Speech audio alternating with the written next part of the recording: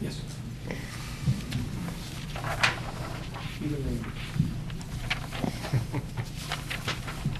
Good evening, everybody. Call the meeting to order at 7:02 p.m. Has the board had a chance to review our minutes? Yeah, make a motion that we accept the minutes. Second. All in favor? Aye. Those are approved. We have a special guest with us tonight, and if he is not going to take a tremendous amount of time, I'll use chairman's privilege to take him out of order. Come on down, Mr. DuPont, and welcome back.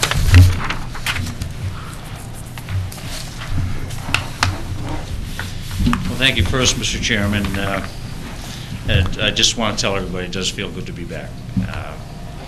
Difficult period, and the only thing I want to say is I was very overwhelmed with the thoughts and expressions, cards, emails, things that I got when my wife passed away. And today happens to be her birthday. She would have been 70 years old today. If there's one thing I miss more than Raynham, it's her. And but it is good to be back. And so I already saw John Donahue, and I told him the town meetings will be a little bit longer now. Just what we wanted to talk to the board about, just I know the board's been made aware of it before, but this Sunday the Colonial Roadrunners will be hosting a half marathon here in Raynham. And I guess God had it in his plans for me to come back and help out on it, because here I am. Don Foley and Sandy Allen are here with me from the Colonial Roadrunners. They elected me as their spokesman. They clearly don't know me that well. The race starts, I wanted to just take a minute of the board's time just to kind of talk about it, get the publicity out there, because there will be some delays in traffic in a couple of places, and they're unavoidable. We're working with Brian Carr, the Raynham Police Department. We've got details scheduled, and but just as for the public's knowledge, the race starts at 8:30 in front of the Lions Club. It's going to go out onto South Main Street, and probably up by Blacksmith. It will be forced over into the left-hand side, but there will be traffic stopped on South Main Street for probably a good 5-10 minutes in both directions. Once the traffic clears and it's a police decision, they'll get them through.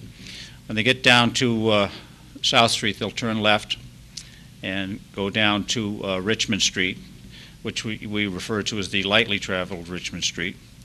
There will be police presence at Richmond Street, because the runners are going to turn left there and cross to the right-hand side of the road, because they'll be making a right-hand turn up at Warren Street.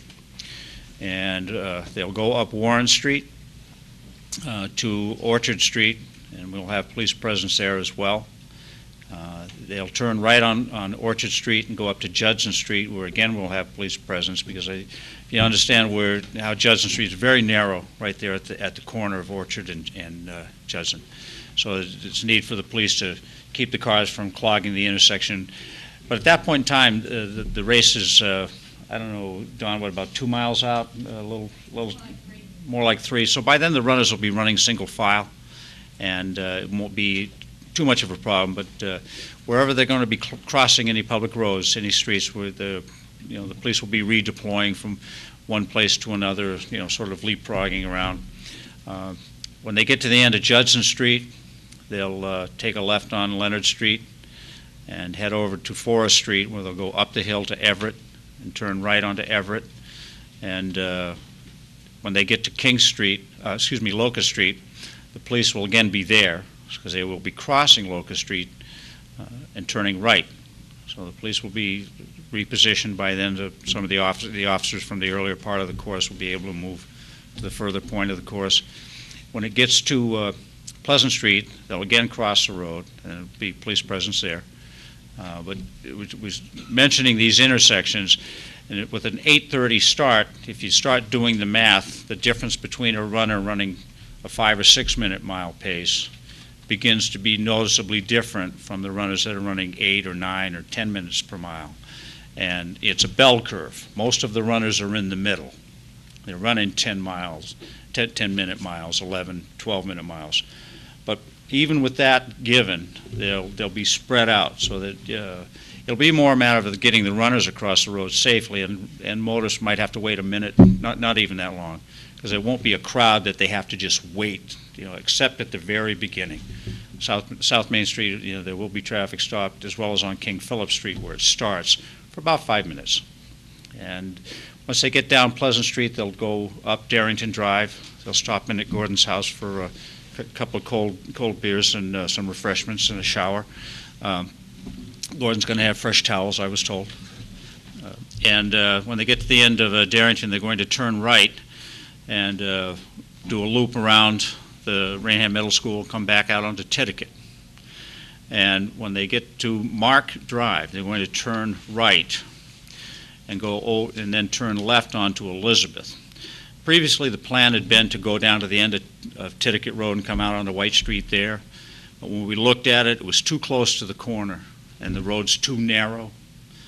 We thought that having them come out onto White Street with the sight lines, motorists in both directions, somebody coming from Pleasant Street on White Street can see from Titicut Road down to Elizabeth, and they'll be able to slow themselves a little bit. There is a sidewalk, of course, on White Street. The runners are going to be encouraged to run on the sidewalk, but there's also a fog lane. It's just wide enough for one runner. And White Street has been improved over the years, and it's pretty safe. When they get to the end of White Street, they will be on, again, the lightly traveled North Main Street, where they'll cross, and the police will be there, and they'll turn right, go up to Lakeview Drive, and turn left. When they come out onto Mill Street, they'll turn left.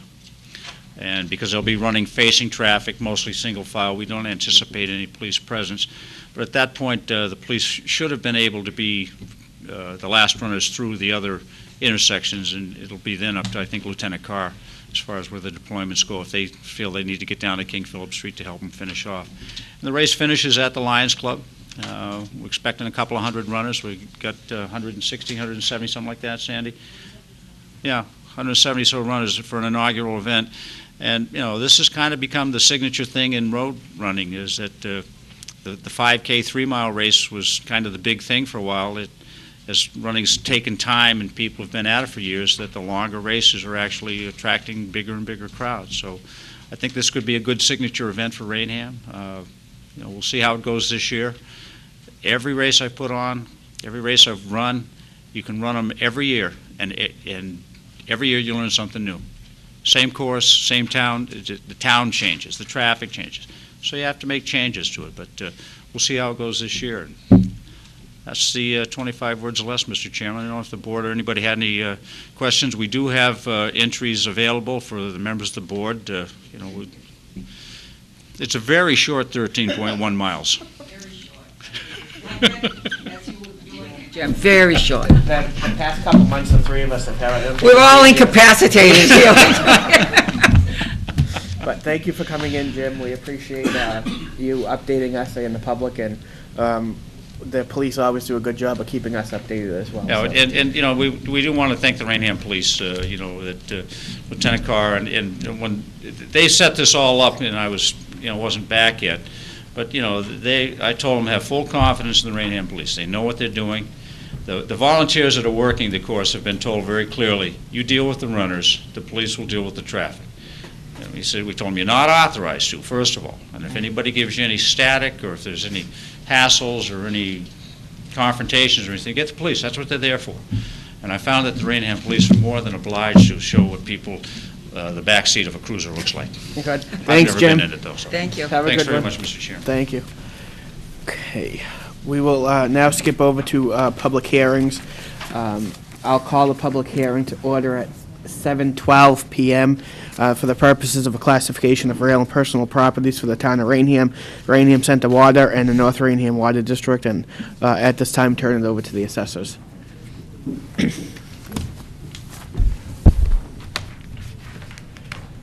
Thank you. This is our yearly visit to the Board of Selectmen. We're doing our our report this evening on classification for the fiscal year 2014. And we've given you a booklet, and I'm just going to briefly go over that booklet. I think we've done this every year for the past 12 years, 15 years. So The first page of the booklet shows how we come up with our levy limit, and you can see that we take last year's, we add 2.5% to the levy limit. Many times people get confused. They say my taxes should only go up by 2.5%. But what 2.5% is, it says the town can only spend 2.5% more than they spent the year before. And based on that, you can see there's an additional $635,000. On top of that, we add the new growth, which is increases in new properties in town. If a new building is built, if someone puts an addition on their home, that sort of thing is added on to the new growth. If you turn in a couple of pages, you can see where we have the 2 years in comparison, fiscal year 2013 and 2014. And you can see that the levy limit went from $28,333,000 to $29,788,000 for this year. From a count of parcels, we had a decrease of about 13 parcels in the town during the year. That's primarily because people are combining lots to make one larger lot. If we kept the same tax rate at the 126 shift that we've had for the past couple of years, you can see the examples of that proposed tax rate would be 17 for the town. This is for a home. The North Raynham water would be $1.92, and the center water would be 88 cents. For the north and the center water, you can see that there's a little disparity there between the two. The average house from the North Raynham water would pay $564 per year for taxes, and the center water would pay $259 per year. And we'll talk about that a little bit further in, about why that is. Right now, the residential factor is 89.84%, say 90%. What that means is that the average resident taxpayer is paying approximately 90% of what a flat tax rate would be. So they're paying 89% of what an average flat tax rate would be, whereas businesses are paying 126% of what their flat tax rate would be. And the disparity is because the town is made up of about three-quarters of the properties in the towns are residential, and 1/4 is commercial. So in order to do any shifting, if you shift $1 from residential to commercial, if you reduce residential by $1, you have to increase commercial by $3 to offset that. One thing that's very interesting, and I'm going to ask Gordon to speak about this a little bit later, is the town debt exclusion. Right now, we have almost $3.4 million that we have in debt exclusion, and the effect on the tax rate is $1.95, or $573 for the average house. So the average house is paying $573 to carry the debt exclusion of the town.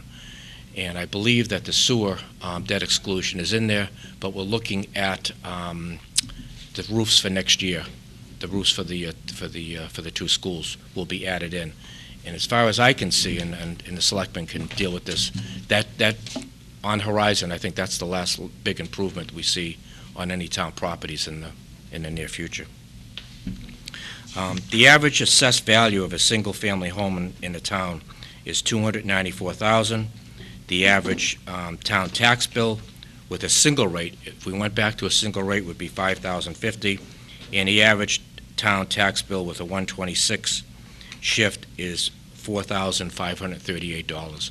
So the average taxpayer in the town is paying about $4,500 per year in taxes. Any questions on that? The next section is how we have the different types of property classified. And if you look to the far left, you see the different numbers. The 101 is a single-family residential, and you can see that makes up the far majority of the type of properties. When you get into the 300s, that's the commercial properties, and we have more detail on that if you're interested. And then we have approximately $121 million in exempt properties. Those would be the churches, the town buildings, and such that we don't tax. On the next page, you can see we have the a further breakdown of that, where again residential is $1,247,000,000, and you can see commercial and industrial are about $450 million in value. And you can see we have about 72% of our value is residential, and approximately 26% is commercial industrial. That is very healthy. I think that's one of the healthiest. I think West Bridgewater has a little bit higher than us, but other than that, we want to have one of the healthiest commercial residential base in southeastern Massachusetts. On the next couple of pages is how we established the North Raynham Water and the Center Water District rates. And you can see the same type of breakdown about the type of properties they have, residential versus commercial. And on the next page is a little bit easier way to look at this. And you can see that the North Raynham Water has a total of $476 million in value. And the Center Water has $1,181,000,000 in value. So the Center Water District has almost 3 times the amount of value that the Center Water District has. So that's one of the reasons why their tax rate is so much higher than Center, is that they're trying to run an operation with a smaller number of parcels in order to tax. And I think this coming year you're looking at Walmart's going to add probably, I think the total value of the other Walmart's around $15 million. So we might be adding about $12 million, when this is built. And if the casino or the slots parlor comes in, that'll be another, $10 million or so to start? Well, yeah, whatever, it's a lot, whatever it is.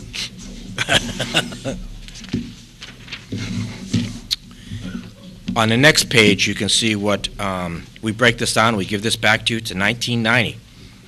And it shows you where our shift has gone. It shows you where our rates have gone. And you can see in 1990 we had a 109 shift, and that 109 shift stayed as it is until 2004. We went to 122, and then in 2008 we went up to 126. And that gives you what back in 1990 the average house was $161,000. Now it's up to $294. And I think from reading the papers, you see that values over the past year have gone up quite a bit. Residential values are up probably 5 to 10%, and you may see the same thing for fiscal 14. So values have come back. The next sheet is the debt exclusion, and it lists out all of the different debts that we have, and you can see we have quite a few. And you can see that I told you before what the total amount of debt service was. And we added, the past few years, we've added the high school, we added the two grammar schools in the town hall. It adds up pretty quick after you start doing this. And the following year, I don't know if it's next year or the following year, we're going to be adding on the roofs of the 2 elementary schools.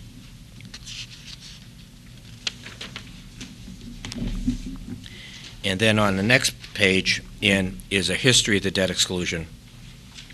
And you can see, again, back in 90, we were paying $66 a year for debt exclusions. That's when I was on the finance committee. We wouldn't spend any money. Then we got a little bit more liberal. We're up to $573,000 in debt exclusion that the average householder is paying. And here's history as a residential factor, and what that does is breaks down what our percentage of residential compared to commercial is. And you can see that we have gone from, in 2000, we had the residential factor was 96%. It's now down to 89%, meaning that's the percentage of taxes that they're paying compared to what the flat rate would be. And in the last page that we give you the tables, and what the tables break out is the different factors that you can use. And if you look at the top of the second page is the 126 factor, which we have now. And it goes from the 101 to the, up to the 175 is the highest you're allowed to have in the state.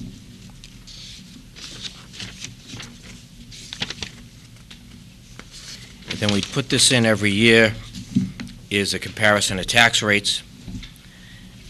It's a couple of pages in, and you can see that Raynham, this is for fiscal 13 and proposed for 14. Some of the towns don't have their 14s in yet, but you can see for 13 we were 1466 and 2059. We're now going to be 1543, 2164. Dayton is a little bit higher than us. Taunton is quite a bit higher, but Taunton did vote at their recent classification hearing to reduce their rate from the 175 down to 171. And on the next page is the 5 largest taxpayers in the town. Johnson & Johnson, that's up at the industrial park. Cedar Raynham is the Shaw's Plaza. Chestnut Farm is the apartment house on North Main Street. D'Amato Management is the freezer plant, that's the industrial park. And Walmart is Walmart in the industrial park. But you can see that Raynham Woods Industrial Park has been a giant boom to this town. 4 of the top 5 taxpayers come out of that industrial park. And on the next page is just a comparison of the number of cities and towns have a split tax rate. And I believe there's, 350, Gordon? 351 cities and towns. 110 of them have split tax rates. The rest of them have a flat tax rate. And Gordon, you wanted to address the debt. Getting back to the debt page for a minute, if you could. One of the things we as the assessors try and do when we go through all these numbers is not only do a snapshot of where we are today, which is what we presented to you in this booklet, also in the supplemental packet that we provided that comes off of the Department of Revenue website. It discusses the percentage of our budget that goes to police and fire and operational costs. And what is the daily charge to run the town and to provide the services. Separate from that, though, is the debt. The debt that we pay that's assessed over and above the 2.5 that we're allowed to every year, the new growth that we're allowed to include in our revenues each year. And what Raynham has a very, I believe, prudent history of doing is when we have major projects, we always go through a proper planning process, and then we put it to the voters. We put it to the residents of the community and tell them we have a major project that's upcoming. We provide them with the cost analysis through the financial team here in Town Hall. Selectmen work with the town administrator, the assessor's office, the treasurer, the tax collector, the finance committee, the town accountant, capital planning committee. We all work as a team. We make that presentation at town meeting, and we let the voters decide. Because as you can see, when we first started this process in 1995, we were doing sewer construction. And then, as Bill mentioned, we went on to renovations of schools. We built a new middle school, new high school. Every one of these projects improved the quality of life to the people of Raynham. There was a tangible benefit to what we were doing, but it comes with a cost. An additional cost that cannot be absorbed in general operational costs. general revenues each year cannot go towards these payments. Otherwise, we've blown our town budget. We can't afford the town services that we need to provide on a daily basis. Hence, why do we go to this method? It's the only alternative. It is to obtain debt, to be paid out over the long term, to provide this tangible benefit, which also is a long-term tangible benefit. So the theory is a good one, the process is a good one. But as the potential now comes forward with a revenue stream that was unanticipated originally, if the slots do happen to pass, favorably for Raynham. And this is a revenue stream that will be new to the town, and it will be of an amount of money that will cause pause at first, and then the rush will come in. The programs that people will want to expand on, the services that people will want to continue, upgrade, and grow. The assessors want to implore upon the selectmen that one of the first things we have to do is be very cautious when this process begins. The one that we have in place is a good one. We're not rash with our expenditure requests. We plan out, we work as a team with all the departments, we prioritize. But also we want to involve the community in that benefit. And one of the best ways of doing that is looking at ways to minimize the impact on the increase each year on their tax payment to the town. And the best way to do that is not through phony gimmicks and saying we're going to give you a tax cut for 1 year, but to have a process in place where a percentage of the dollars that come in that are new dollars, that are not for general operations, but are new dollars, that a percentage of that is determined by the financial team to be an appropriate amount of dollars, an appropriate amount of money, goes towards debt payment. In a sense, that is a tax cut. If you're applying a percentage of that new revenue over to your yearly debt payment, and you're holding firm to that, whatever percentage is determined to be the appropriate one, you're granting the residents a tax cut by the mere fact that that is now a percentage of debt that does not get assessed onto their tax rate and does not require them to pay each year. The reason why we're very concerned with debt is even though all of these bonds are permanent bonds, issued appropriately with very low interest rates, refinanced a couple of times to get even lower interest rates due to some great work in the Treasurer's office, very few of these are coming off the tax rolls for years to come. Some of these are 20, 25, and do we have some 30 years, Randy? 25 years. So you look at the very first one was issued in 97. The very earliest we're going to start to see any fall off of existing debt would be 20 years from then to potentially 25 years. And we still have new debt that is not on this, which is the school roofs, which is anticipated to, based on how the school district, working with the town, goes through their bonding process, could be a temporary issue for the first year, and then in fiscal 16 become a permanent bond. So we asked the board in their due diligence to consider that when they begin the planning process, if and when the slots does pass, does become reality for the people of Raynham and for our community, that be a priority to be looked at and planned as part of the overall planning process when you go forward. Thank you. I think you know almost every year the Board of Assessors has come in and requested that the Board of Selectmen look at reducing the tax rate to the commercial base, because we feel that that is a very important part of the town.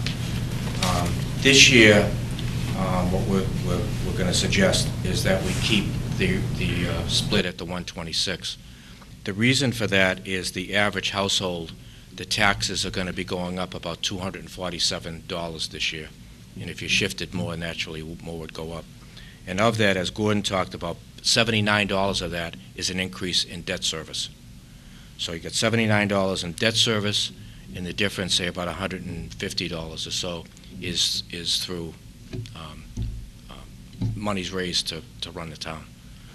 So it's our recommendation that we keep the 126 for the next year, but we urge you to consider adjusting that in the years to come. Taunton has moved it this year, and I think a couple other the local towns have done the same and moved it down to be more attractive to business. That's the end of our presentation. We'd be happy to answer any questions about.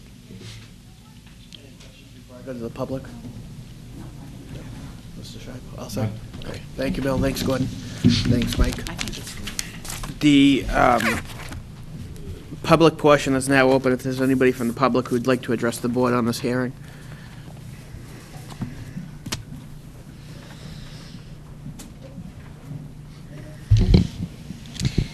Members of the Board of Selectmen, thank you for allowing me a few moments to speak tonight. My name is Carrie Babin, and I'm the president of the Taunton Area Chamber of Commerce. The Chamber is the region's largest nonprofit business organization with nearly 500 member businesses, mainly small businesses, including many here in the town of Raynham. Although the economy appears to be improving, many businesses are still facing challenges. Year-after-year increases in healthcare premiums are affecting employers and employees. The proposed minimum wage increase also poses to be a threat, especially to small businesses. In an effort to keep our businesses' doors open, we need to support public policy that encourages and strengthens small businesses, proven to be the engine of economic growth and job creation. On behalf of the Chamber's member businesses and their thousands of employees, I request the board to vote to retain the existing 126 rate. I would encourage the board to consider decreasing the rate over the next few years to stay competitive with surrounding communities such as Norton, Middleborough, and Mansfield. I know this continues to be a difficult time for residents, but it is also a challenging time for businesses. The Chamber believes that keeping the tax rate the same for 2014 will greatly help the small business owners. Any increase at this time would have an adverse effect on business growth. Thank you. We appreciate your consideration. Anybody else from the public who wishes to be noticed on this topic? Bill, did you have something else? Okay. If My favorite car dealer. Thank you, gentlemen, for allowing me to speak this evening. My name is Robert Barboza. I'm one of the partners at the GMR Corporation, Route 44 Toyota, Route 44 Hyundai on Route 44. We pay slightly over $200,000 a year in real estate taxes on our two pieces of property. We have 150 employees, of which 32 of them are from Raynham. I'm just here supporting Ms. Babin, and as a businessman, explaining that the difference is, we pay 126. If you could leave it where it is, it would be greatly appreciated, especially, as she said, with the minimum wage going up and the health care, especially the health care issues that are happening right now, are causing major problems for all of us. So if you could keep the tax rate as is, it would be greatly appreciated. Thank you for your time. Thank you. Anybody else? Seeing none to the board, Mr. Shivo, comments, questions? I think the proposal, the package that has been presented tonight by both Gordon and Bill are very reasonable. I think that they're well thought out, and the request that they have made, if I may, leaving the rate the same as it was this past year in light of the economic situation, I personally feel that it's a very reasoned approach, and one which I think the board should take under advisement. Mrs. Smith, any? I can agree with Richard. And I agree with Kerry, too. Things are starting to look up, but they're not going too far, too fast. I would leave it the same as it was, if that be what the desire is of everyone. But I'd also like us to please take heed as to what Mr. Luciano has brought forth today, too. And when we have our meeting, I'm sure you'll all be involved with that. But he made some very good points on doing that. we obviously don't know at this point in time what is going to happen. If the slots are coming in, we are going to get an influx of money. And I know as we, as a board, have already spoken, we have to take a hard look at how we are going to handle that. But I thank you for your presentation, and Bill, as always, the board has done an excellent job. Thank you very, very much. Before we go to a motion, my thanks also to the Board of Assessors, Maureen and Jessica as well, who I know are equally instrumental in putting together this presentation for us. My only regret is Linda's not with us tonight. If you could send my best to her, Mike, that would be phenomenal. She's my favorite. Also, our appreciation to the Chamber and Mr. Barboza for coming in this evening and expressing your views to us. We certainly appreciate the advocacy you offer us on a regular basis on behalf of the businesses here in Raynham. With that being said, do I have a motion from the board? Mr. Chairman, could Yeah, I sorry, just make go one comment first? There's a, not the right term, is an issue with us sending out the third quarter preliminary tax bills. What we would like to request the board to do two things. Number one is to take a vote on the shift, but also continue this meeting because we may have to have a further meeting before we send out the tax bills. The second issue is that we'd like to inform the board that we would like to request that a preliminary third quarter tax bill be issued versus an actual. Usually the actual bill is sent out in January. We may have to send out a third quarter preliminary. So we're putting you on notice that may, and we'll be sending you a correspondence to that, but we'd like to have that in your minutes that we've informed you of that. Yeah, we'll do them as two separate votes, I think, to keep it as clean as we could. So the first would be on the shift. I certainly would make a motion that we approve the shift as presented by the Board of Assessors. At 126. 126. I second the motion. All in favor? Aye. Aye. That is approved. The second vote would be to formally continue part of this hearing as it relates to the tax levy to a date to be determined in consultation with the assessor's office. Make a motion that we approve that for further discussion. Second. All in favor? Aye. Aye. Thank you. Those are approved, and again, we appreciate you all coming in. Thank you. Department heads and committees, it does not look like we have any who are joining us this evening. We have no appointments. No appointments this evening either. New business, we have the Lincoln Woods complaint. Is there anybody here for that? Mr. Buckner? No? Okay. We will move on. If they come in, they come in. Old business, Mr. Shivo? Mrs. Smith? Thank you. Town Administrator's report, Mr. Buckner. We're working on the alcoholic beverage license renewals. There's a lot of paperwork and processing that has to go into that, but we expect those to be ready for the board's next meeting. As we've said for a while, the Mass Gaming Commission is coming to town for a public hearing this Thursday, December 5th, 4 to 6 p.m. at the middle school. People can sign up to speak in advance of the meeting by registering at mgccomments@state.ma.us. MGC comments, all in one word. Or they can call us and we can let them know how to do that. And I can also sign up the board members if they prefer it. I've already signed up Mr. Birmingham, our consultant, who would like to say just a few words as well. So, Planning Director John Charbonneau, at the request of the applicant, John is scheduling a pre-application meeting on December 17th for the Phase 1 of the Raynham Park Casino project, during which the applicant will present a conceptual plan and receive feedback from the various departments. So they're moving ahead as they want to be ahead of the curve in case they are approved. And we're hoping they are approved. But Central Dispatch, we've got a vendor, IMC, coming in to make a presentation also on the 17th. And upcoming Surrey monthly meeting tomorrow, 9 a.m. in Easton, and Veterans Memorial Committee Wednesday, December 11th at 3:45 p.m. Great, thank you. Any questions for Mr. Buckner? Selectmen's report, Mr. Shivo. Mrs. Smith. Okay, great. Correspondence, we are light. As Mr. Buckner mentions, this Thursday, December 5th, from 4 to 6, and it's noted longer if necessary to accommodate a larger crowd.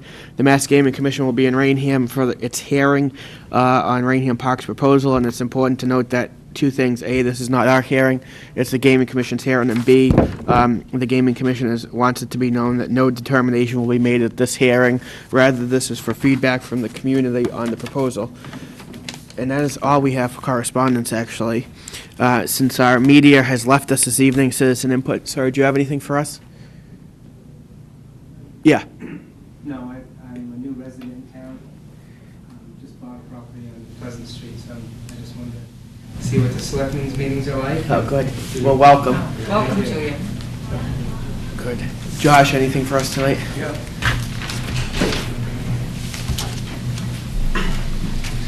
I'll talk about this in a second. I'll say this first. I've been making this pyramid, I made it in art class with Mr. Fana. I made this pyramid in art class with Mr. Faniff in his studio in Bridgewater on South Street. And I've been working on, this is the fourth pyramid since January maybe. Yeah, and this is out of wood. And what I want to do is do one out of stone next as a model. I was wondering if the town knows of any assistance I could get for cutting stone. Is the first thing. But it's a model for one that I want to build eventually, a big one out of stone. And it would be over near 495, 24 intersection. And I was wondering what kind of input I would need to do that. Who owns that land? Who could? It depends exactly where. It sounds like state property to me, though, Josh. 495 would be state or federal? Or? No, that's, well, state.